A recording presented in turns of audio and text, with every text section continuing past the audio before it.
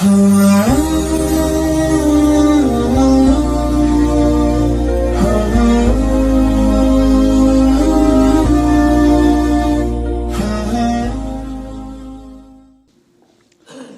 بالله من الشيطان الرجيم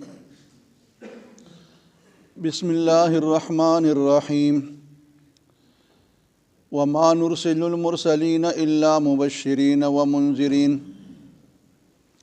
فمن آمن وأصلح فلا خوف عليهم ولا هم يحزنون والذين كذبوا بآياتنا يمسهم العذاب بما كانوا يفسقون قل لا أقول لكم عندي خزائن الله ولا أعلم الغيب ولا أقول لكم إني ملك إن أتبع إلا ما يوحى إلي قل هل يستوي الأعمى والبصير أفلا تتفكرون سبحانك لا علم لنا إلا ما علمتنا إنك أنت العليم الحكيم. د دې نړوان دي آیاتونو مبارک کې الله تعالی جل شانه عما نواله د خپل الوهیت دپاره توحید او دلائل بیان کړل او انسان په دې باندې خبر کو چې انسان د خپل بدن اندامونو ته وګوره پدې کې چې کوم اشرف الاعضاء غوږونه سترګې او زړه دی دې کې چې کوم قوت دا اورېدو او دا کتو او دا حیات او دا علم او دا عقل الله ایښی دی نو که فرق الله دا قوت سلب کی نو آیا د الله نه ما سوا بل څوک داسې شته چې هغه تاسو ته بیا دا څیزونه راوړي نو الله بار بار تاسو ته مونږه د خپل قدرت نښې بیانو او خو خو تاسو بیا هم روګرداني کوئ نو ستاسو د روګردانۍ انجام چې کوم دی هغه بیا عذاب دی دا عذاب بیا اچانک راځي او یا بخکاره راځي او په دغه عذاب کې به قوم ظالمان هلاک کیږي. اوس په دې آیت مبارک کې لومبني آیت مبارک کې الله تعالی د خپل انبیاء کرام د رالیږلو مقصد بیانوي او د دې خبرې بیان کوي چې د پیغمبر دنیا ته راتل د دې مقصد دپاره نه دی چې پیغمبر د چې کوم دی د خپل امت په فرمایش باندې روزانه نوې نوې معجزې هغې ته ښکاره کوي چې کم قوم کم معجزه غواړي کم سیز غواړي پیغمبر به د هغې تعمیل کوي نه الله دلته د پیغمبرانو د راتو مقصد بیان که چې وما نرسل المرسلین الا مبشرین و منذرین الله وی موږ نه رالیږو دا پیغمبران دا رسولان مگر د دې دپاره چې نیکوکارو حلقو ته خوشخبری او زیر بیان کی د جنت او د جنت د نعمتونو او بدکارو خلقو ته گناهګارو خلقو ته د جهنم عذاب نه ویری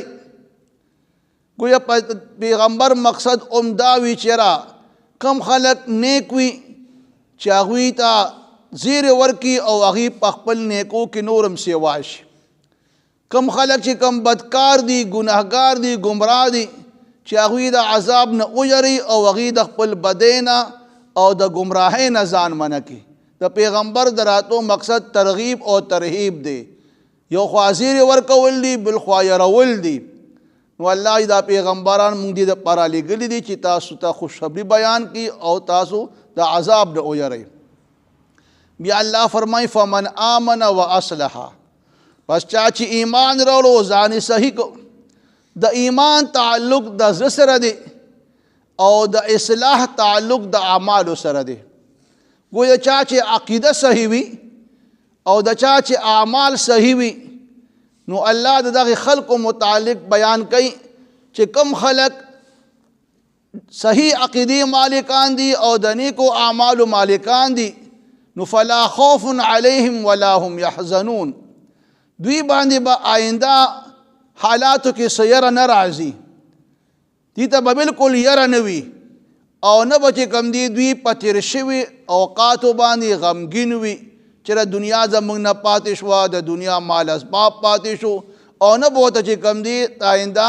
د عذابونو یره وي او خوف او خطره به ورته هم نه وي، بالکل په امن او اطمینان کې به وي. خو کم خلکو چې بیا د الله د احکامونه او د الله د آیاتونو نه مخ واړو، تکذیب یې وکړو، ورته هغې ته نسبت د دروغو وکړو، نو دغه خلک بیا د عذاب مستحق دی. الله وی والذین کذبوا بآیاتنا، هغه کسان چې نسبت د دروغ کو زموږ آیاتونو ته، نو الله یمسهم العذاب، رسی به دوی ته عذاب، بما په وجه د هغې کانو ادوی یفسقون چې دوی د الله د حکمونو نافرمانی کوله، وایي د الله حکمونه انکار کولو، نو دغې خلکو انجام بیا خطرناک دی، دی ته به عذاب رسی. ورپسې آیت کې الله تعالی د مکې د کفارو طرز عمل بیانوي. د الله د پیغمبر نه وړاندې د مکې معظمې د کافرانو چې کوم د ژوند حالاتو او د هغوی چې کوم د دنیا د ژوند باره کې کوم تصورو، نو هغه صرف دا و چې را موږ د دنیا د ټول نه مالدار ترین خلک جوړ شو، د هغې په نسبت باندې دولت او د دنیا د وقار او عزت چې کوم دی دا اصل سیز دغه و. دویم چې کوم دی دغه خلکو کې یو غرور او تکبر چې دوی به چې کوم دی خپل مقابل سړی چې کوم دی هغه مخکې ترقۍ ته پرېښودنه، هغه چې کوم دی د هغه عزت پې په خور کې ملاوهو او هغه ته به نقصان رسولو. بل خوا دومره سخت زړه والا خلکو چې یو مسکین او غریب چې کوم دی هغه به لوټ کولو، نو دا په هغه باندې به عمره هم نه راته چېره لاسونه یې رپېدلې وي، او یا چې کوم دی خپل هغه ماشومان بچې چې ژوندی به یې ښخولې او هغې به هغه چغې سورې وهلې، نو د هغوی غوږونو باندې به بالکل دومره اثر نه کېدو چې بالکل د ځای نه به ټس نه مس کېدل نه، او خپل هغه درندګي به یې کوله او ماشومان بچې به یې ښخولې. ښه دغه شان غلا، ډاکې، شراب نوسي، زناګانې، جوارې، دا د دې چې کوم دی هغه د ژوند هغه مشغلې وي. اوس په داسې حالاتو کې چرا د دې ذهن او تصور صرف دنیا او د دنیا مال دولت او خپل عزت او خپل بادری او خپل شجاعت په هغې کې مبتلا او دغه دی کې د الله پیغمبر چې کله دوی ته د خپل نبوت اعلان وکړو، نو دوی باندې دا اعلان ناشنا ولګېدو چرا مونږ خو د مخکې نه په داسې اعمالو کې مبتلا یو چې د بوتانو بت پرستی کو، خدای څه ته وایي او دا پیغمبر څه وایي، جهنم څه شی دی، جنت څه شی دی، بس دا دنیا دا ژوند دی، بس دا به ختم شي، بس خبره به ختم شي. اوس دغه دی کې چې کله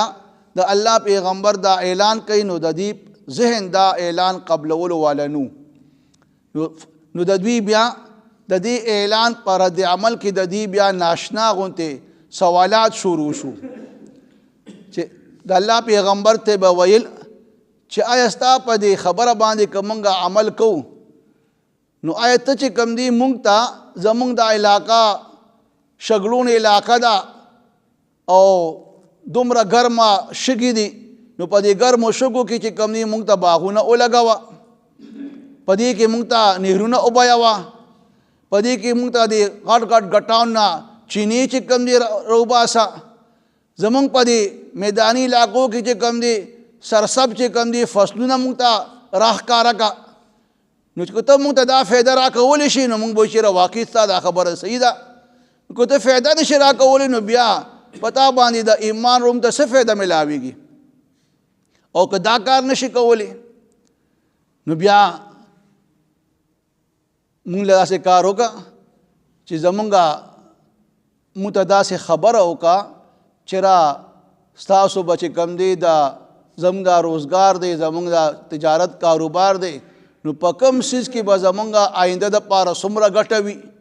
هغه سیز مونږ ته وښایه چې هغه مونږ ذخیره کړو چې کله د هغې نرخ سیوا شي چې هغه بیا مونږ خرڅ کړو او بیا مونږ ته نفع میلو شي او که دا نشي کولی نو بیا مونږ ته زمونږ غلاګانې کېږي مونږ ته د غل هغه معلومات راکړه او چې بیا هر کله دا خبر هم نشي کولی نو ته خو زمونږ په شان یو انسان یې ګرد راګرد خوراک سکاک کې واده کې بچی دي نو انسان هم چې کوم دی بیا پیغمبر کیدی شي نو دغه دی کې دا آیت کریمه الله نازل کړه چې قل ای زما حبیب دوی ته ووایه لا اقول لکم عندي خزائن الله زه نه وایم تاسو ته چې پنیز زما د الله خزانې دي د دې بادشاه خو الله دی د الله په ملک کې دا ټول خزانې د الله په لاس کې دي هغه چې چاله عزت ورکوي عزت ورکوي چاله ذلت ورکوي هغه ذلت ورکوي چاله مالداري ورکوي هغه مالدار کوي سو غریبي خو الله مالک دی خزانې خو هغه سره دي زه خو خدای نه یم مطلب دا دی د خزانو مالک خو الله دی ولا اعلم الغیبه او نه زه په خپله باندې په یو پټ څیز باندې خبردار نیم تر څو چې ما ته الله د هغې خبر نی را کړی نو زه چې کوم دی په غیب باندې خبر هم نه لرم چې تاسو ته چې کوم دی دا ووایم چې پلانکي کال آینده به چې کوم دی د غنم ورق سیوا کېږي د جوارو به کېږي یا پلانکي شی به سیوا کېږي ولا اقول لکم انی ملک او نه زه تاسو ته دا ویم چې زه فرشته یم ځکه فرشته خو چاته ښکاري نه زه خو انسان یم تاسو مې وینې ګرځم راګرځم په تاسو کې خو البته دا ده چې ان اتبع الا ما یوحى الیه زه تابعداري نه کوم مګر د هغې چې کوم ما ته وحي کېږي نو زه تاسو ته چې کوم دی د دې خبرې اطلاع درکولی شم چې د اعمال حسنه باره کې چې را که تاسو د اعمال حسنه ځان له ذخیره کړه نو پر ورځ د قیامت او محشر باندې به د هغې دومره لوی قیمت تاسو ته میلو شي چې تاسو به تصور نشئ کولی د دغه څیز باره کې زه تاسو الله سره ملاول غواړم زه ستاسو دا ویران زړه چې کوم دی دا آبادول غواړم د دې نه د کفر او د شرک د تیارې لرې کول غواړم او تاسو ته صحیح لاره ښودلو والیم باقي چې کوم دی د دنیا د مال دولت د دې مالک الله دی او نه د غیب باندې زه خبر یم چې را از خود ما ته علم نشته چې تاسو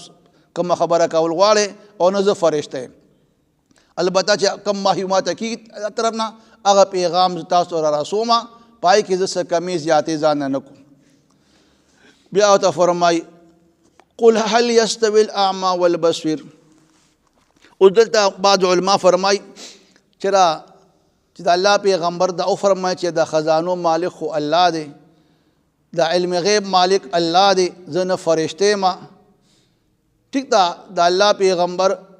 انسان دی بشر دی خو چې الله کم اغلا کم عزت ورکړی دی کم مرتبه او شان ورکړی دی الله کم اغلا سترګې ورکړی دی هغه سترګو رڼا بل چاته حاصله نه ده نو الله یې قلت ورته وایي هل یستوي الاعمى والبصیر آیا برابر کیدی شي ړوند او لیدونکی سړی یو تفسیر خدا دی چې هر هغه انسان چې هغه ته حق او دلایل بیان شو او باوجود د حق او دلائل هغه چې کوم دی د هغې نه انکار کوي د هغې نه مراد ړوند شو چې کافر دی او والبصیر چې کوم دی چاته حق او دلائل بیان شو هغه د حق اعتراف وکړو حق ومنه چې هغې نه مراد رښتینی مسلمان دی نو آیا دا کافر ړوند چې کوم دی چې دی د حق نه چې کوم دی سترګې پټوي او هغه کس چې هغه حق ته چې کوم دی د هغې اقرار کوي چې هغه مسلمان دی بصیر دی آیا دا دواړه برابر کیدی شي هېڅکله نشي کیدی الله وایي افلا تفکرون آیا تاسو په دې غور نه کوئ چې رښتینی مسلمان او کافر دا دواړه برابر کیدی نشي یو تصدیق کوونکی دی بل تکذیب کوونکی دی نو تاسو په دې دواړو امور کې فرق نه کوئ چې تاسو د حق او باطل ښکاره شي دا دواړه خبرې د غور و فکر دي په دې کې غور و فکر وکړئ په خپله به تاسو ته پته ولګي چې کم سړی چې کم دی هغه کامیاب دی او کم سړی ناکامه دی وما نرسل المرسلین الا مبشرین نلیگو منگا پیغمبران الا مبشرین مگر زیر ورکون کے مؤمنانو تا د جنت و منذرین او یرون کی د جہنم د عذابنا بدکارو خطاکارو گناہگارو کافرانو تا فمن آمن پس اغا کس چی ایمان روڑو و اصلح او ځان صحیح او ټیک کو نو فلا خوف علیهم پس نبی پاغه باندې سیرا ولا هم يحزنون او نبدوی غمجن شي والذین کذبوا اغا کسان چې نسبت د دروغ کړی دی بآیاتنا زمون آیاتونو ته یمسهم العذاب رسب اغوی ته عذاب بما كانوا یکسبوا په وجد اغی چې او اغوی د الله د حکمنا نافرمانی کوون کې خلق قلت وتوایا لا اقول لكم عندي خزائن الله زنویم تاسو ته چې پنځ زما د الله خزانی دي ولا اعلم الغیب او ز تاسو دا نوې ما چې رز از خود چې کندي په غیب په خبرو باندې پويګما ولا اقول لكم او نز تاسو دا وېما انی ملک چې زه فرشته ما بلکې ان اتبع الا ما يوحى الي ز تابعداري نکوم مگر د هغه چې کوم ماته وحي کول شي قلت وتوي هل يستوي الاعمى والبصير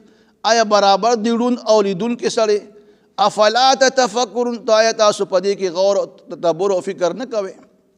وما نرسل المرسلین الا مبشرین منذرین نیلګون کې مونږه پیغمبرانه مگر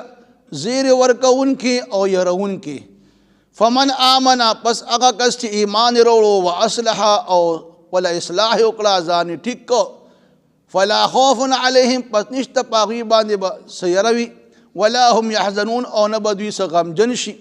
والذین کذبوا بآیاتنا هغه کسان چې نسبت د دروغ کوي زمونږ آیاتونو ته یمسهم العذاب ورسب دوی ته عذاب بما په وجه د هغې کانو چې ادوی یفسقون چې د الله د حکمونو نافرمانی کوي قلت وتوایا لا اقول لكم زنم تاسو ته عندي چې پنځ زما خزائن الله خزانه د الله دي ولا اعلم الغیب او نه زه په خپل باندې از خود چې کندي په غیب باندې پویګما ولا اقول لكم اني ملک او نه تاسو دا ویم چې زه فرشته ما ان اتبع الا ما يوحى الي مگر د تابعداري نه کوم مگر د هغه چې کوم ماته وحي کولی شي قلت وتوایا هل يستوي الاعمى والبصير ايرون او لیدون کې برابر دي افلا تتفکرون پس آیا تاسو فکر او غور نه کوئ